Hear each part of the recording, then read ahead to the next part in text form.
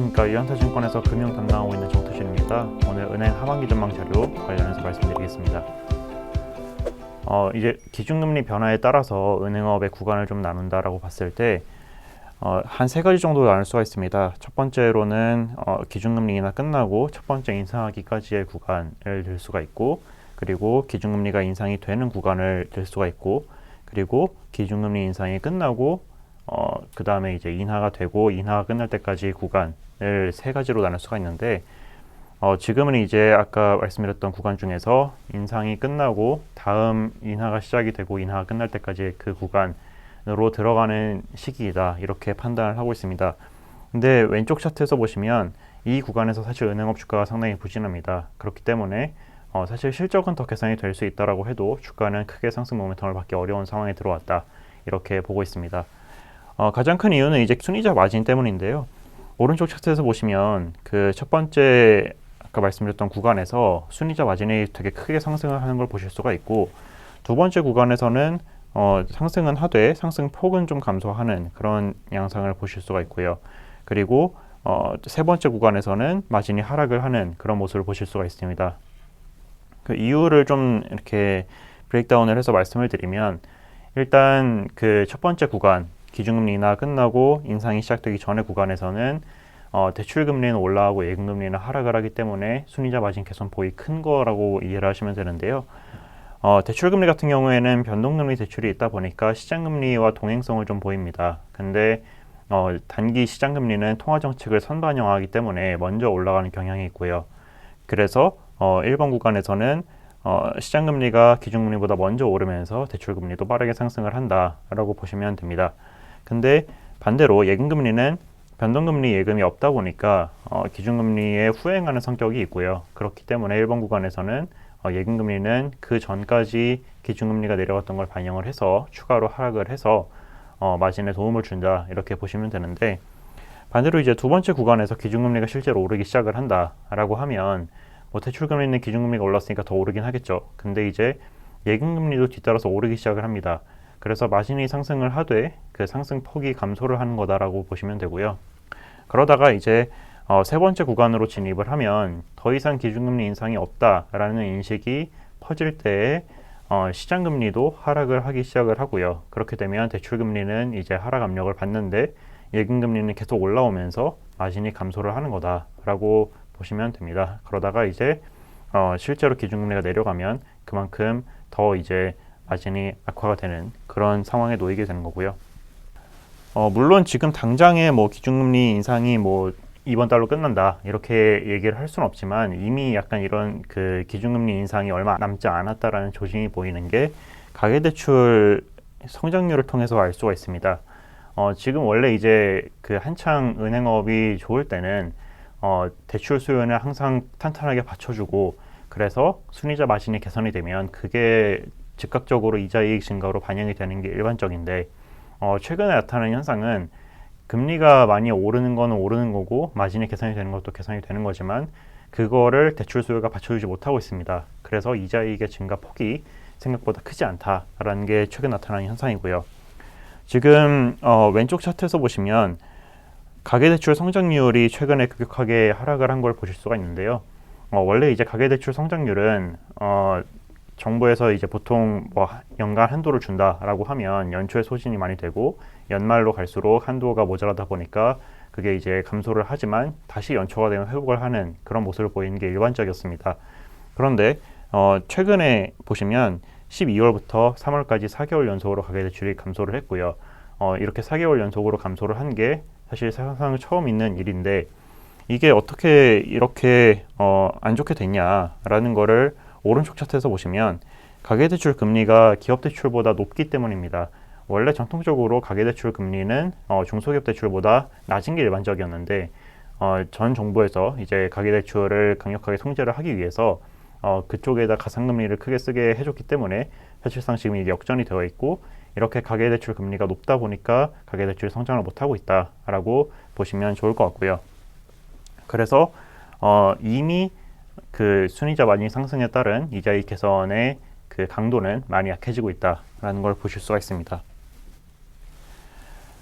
비이자이익 같은 경우에는 기준금리 인상이 끝나고 그 이전에 증권 자료에서도 말씀드렸던 것처럼 시장 금리가 하락을 하고 그래서 채권 평가액이 회복이 되고 하면 소폭 회복을 할 수 있습니다.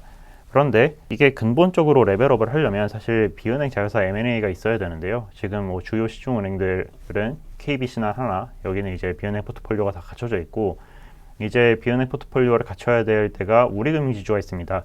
근데 우리금융지주가 작년 말부터 해서 이제 내부등급법 승인 다 받고, 그리고 예금보험공사 지분 매각도 완료가 되고 해서 연초 이후로 바로 즉각적으로 그 자회사 인수가 있을 거다라고 예상을 했는데, 지금 뭐 상당 기간 딜레이가 되는 양상이고요. 이게 이제 되면 그만큼 뭐 플러스 요인이 될 수는 있습니다. 근데 일단 되고 나야 된다. 그래서 그걸 확인을 하는 게 중요한 것 같고요. 다만 이제 증익 자체는 이어질 거다라고 보는데, 증익의 폭 자체는 크게 감소할 거다라고 생각을 하고 있습니다. 그럼에도 불구하고 증익이 가능한 거는 경비단에서 효율화가 계속되고 있기 때문입니다. 일단 판관비 같은 경우에는 경비율이 크게 하락을 할 거라고 보고 있는데, 뭐 아시다시피 점포랑 인력은 계속 감축을 하는 추세이고요. 그리고 이제 원래 2016년까지 보시면 계속 경비율이 상승을 했었는데 2017년 이후로 계속 하락을 하고 있는 추세가 잡혔습니다. 그게 이제 왜 그러냐면 2017년에 돈 많이 벌었을 때 희망퇴직을 많이 했기 때문에 그 뒤로 경비율이 하락을 하는 거거든요. 근데 작년에도 돈 많이 벌 때 희망퇴직을 세게 했습니다. 그래서 향후 뭐 한 2, 3년 동안은 계속 경비율 개선이 나타날 것이다, 이렇게 볼 수가 있고요. 대손 비용의 면에서도 지금 뭐 사실 이전 금융감독원장께서 계속 이제 충당금 추가 적립을 주문을 하셨기 때문에 상당히 많은 충당금이 적립이 되어 있는 상황입니다. 그 왼쪽 차트에서 보시면 부실채권 커버리지 비율이 지금 200%까지 올라갔는데, 물론 이제 언론상에는 만기 연장 이자 상환 유예 조치 때문에 이게 일시적으로 좋아 보이는 걸 수도 있다라고 얘기를 하지만, 왼쪽 차트를 보시면 뭐 2019년부터 해서 계속 2019년이 아니죠. 2015년부터 해서 부실채권 비율은 계속 하락을 하고 있고 부실채권 적립 비율은 계속 올라가고 있습니다. 그러니까 이게 제가 드리고 싶은 말씀은 일시적으로 좋아진 게 아니라 계속 지금 개선이 되고 있는 중입니다. 그래서 단순하게 이게 그런 코로나 정책금융으로 인해서 부실채권 비율이 이례적으로 낮은 게 아니다라는 걸 말씀을 드리고 싶고, 그리고 이제 오른쪽에 코로나 충당금 적립을 보시면 원래 이제 해외 은행 같은 경우에는 2020년에 적립을 했던 충당금이 2021년에 다 환입이 됐습니다. 근데 우리나라는 2020년에도 쌓고 21년에도 쌓고 22년에도 쌓았고 해서 점점 더 쌓을 게 없어지고 있는 상황이거든요. 이게 지금 보시면 연도 해가 지나갈수록 적립 규모가 상당히 감소하는 걸 보실 수가 있는데, 2020년에는 코로나 때문에 경기가 L자형으로 경기가 한번 무너진 다음에 계속 그 현상이 유지가 된다는 가정으로 충당금을 쌓아놓은 거고, 근데 사실 경기가 V자로 돌았죠. 근데 그래도 2021년에 환입을 시키지 않고 추가로 적립을 시킨 거는 아까 말씀드렸던 그 만기 연장 이자 상환 유예 조치가 연장이 됐기 때문에 차주 단위로 한 번 더 쌓아라 라고 해서 추가로 더 쌓은 거고요. 근데 그래도 2022년에도 추가로 더 쌓게 한 거고 그런 상황입니다. 그래서 지금은 이제 뭐 정말 경기가 크게 침체가 되고 뭐 금융위기나 IMF 수준의 그런 위기가 왔을 때의 리스크량까지 감안을 해서 이제 뭐 추가로 적립을 유도하고 이러고 있는 상황인데, 그렇기 때문에 이게 결국에 9월에 그 정책금융이 종료가 되었을 때 그 추가로 충당금이 들어갈 거냐, 저는 오히려 그게 아니라 환입이 될 가능성이 더 많다라고 보고 있고요. 그렇게 보면 지금 마지막 줄에서 보시는 것처럼 이게 2021년 합산 세전이익의 한 13% 정도의 금액이 쌓여 있습니다. 그래서 이 정도는 좀 돌아올 수 있는 그런 가능성이 있다, 이렇게 보고 있습니다. 그래서 이제 결론적으로는 은행업 자체는 처음에 말씀드렸던 것처럼 마진이 피크아웃을 하면서 좀 주가는 탄력을 잃을 거고, 근데 그럼에도 불구하고 이익 자체는 뭐 판관비나 대손 비용에서 회복을 하면서 더 좋아질 수는 있다, 이렇게 보고 있는데, 이런 상황에서 기업은행을 가장 토픽으로 제시를 하고 있고요. 기업은행은 지금 보시면 왼쪽 차트에서 보시면 혼자 마진이 추가로 개선이 될 것이다 라고 보고 있습니다. 그 근거는 이제 기업은행만 내보냈었던 초저금리 대출이 만기가 돌아오면서 정상 여신으로 바뀌면서 초저금리에서 일반 금리로 바뀌기 때문에 그렇다라고 보시면 되고요. 이 효과로 인해서 포트폴리오 믹스 개선 효과로 인해서 다른 은행들이 이제 마진이 꺾일 때 혼자 좀 차별화되는 모습을 보일 수 있다, 이렇게 보고 있습니다.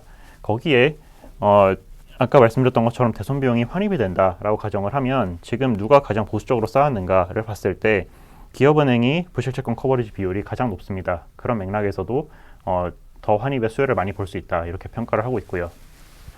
그 다음에 이제 BNK 금융지주, TGB 금융지주가 최근에 주가가 많이 하락을 해서 사실 밸류에이션으로 놓고 보면 뭐 KB가 0.5, 그 다음에 신한하나 우리가 이제 0.4 정도 되고 기업은행이 0.3배, 지금 PBR 기준으로 말씀을 드리는 겁니다. 근데 BNK DGB는 0.2배 정도까지 떨어졌습니다. 이게 이 두 회사만 특별하게 할인을 많이 받는 이유가 최근에 지방 부동산 또 특히 이제 영남 지방의 부동산 미분양이 많이 증가를 하기 때문이다라고 추정을 하고 있는데 사실 우려와 달리 오른쪽 차트에서 보시면 뭐 물론 이제 증가를 많이 하긴 했죠. 특히 이제 대구 지역은 미분양이 증가를 많이 했습니다. 근데 과거에 이 부동산 시장에서 부실이 났었을 때의 수치랑 비교를 해보면 아직도 현저하게 미분양 숫자가 낮습니다. 그래서 이게 뭐 이 최근에 증가한 것 때문에 올해 뭐 배당이 안 나오고 회사가 급격하게 부실해지고 이럴 가능성은 상당히 적다라고 보고 있고요. 그런 과정을 깔고 봤을 때 왼쪽 차트에서 보시면 연말 배당 수익률이 지금 거의 한 8에서 9% 정도가 나옵니다. 특히 이제 대형 시중은행들은 분기 배당, 반기 배당을 해서 연말 배당 수익률 자체는 그렇게 높지 않은데 기업은행 이하의 지방은행들은 연말에 한꺼번에 다 주기 때문에 지금 밸류에이션도 낮고 해서 배당 수익률이 이렇게 높은 상황이 연출이 되고 있다 보고 있고요. 이게 물론 뭐 전망이 안 좋기 때문에 주가가 그걸 반영을 해서 배당 수익률이 높은 게 아니냐라고 보실 수도 있지만 작년에 증권업종에서도 이런 비슷한 현상이 발생을 했는데 결국에 12월에 배당 직전에 가서는 반영을 좀 했습니다. 반영을 했다라는 게 배당 수익률이 내려올 정도로 이제 주가가 좀 올랐다라는 말씀이죠. 그래서 올해도 연말에 이런 배당 모멘텀이 발생을 할 것이다 이렇게 전망을 하고 있고요. 상반기에는 이제 시중은행들이 더 퍼포먼스를 좋게 보였는데 이제 연초에 그 미국이 긴축을 시작을 하면서 시장금리가 상승을 하고 은행주가 다시 주목을 받을 때 그 외국인들이 이제 보통 이제 외국인들이 살 때 시중은행부터 사기 때문에 그런 수혜를 좀 많이 받은 것이다라고 판단을 하고 있습니다. 우리금융지주는 이제 특히 말씀드렸던 것처럼 예금보험공사 지분 매각 캐틀리스트가 있었고요. 그리고 기업은행 JB금융지주는 실적이 잘 나오면서 점진적으로 상승을 보였고 아까 말씀드렸던 것처럼 BNK랑 DGB는 그 부동산 우려가 있다 보니까 상대적으로 부진했다 이렇게 해석을 하고 있고요. 그렇기 때문에 하반기에는 좀 반대 모습이 나타날 것이다 이렇게 전망을 하고 있습니다. 실적 전망에 대해서는 그 여기 이제 차트가 있는데 제 자료에 보시면 글과 함께 자세하게 설명이 되어 있고요. 자료를 참고 부탁드립니다. 네, 발표 이상입니다. 감사합니다.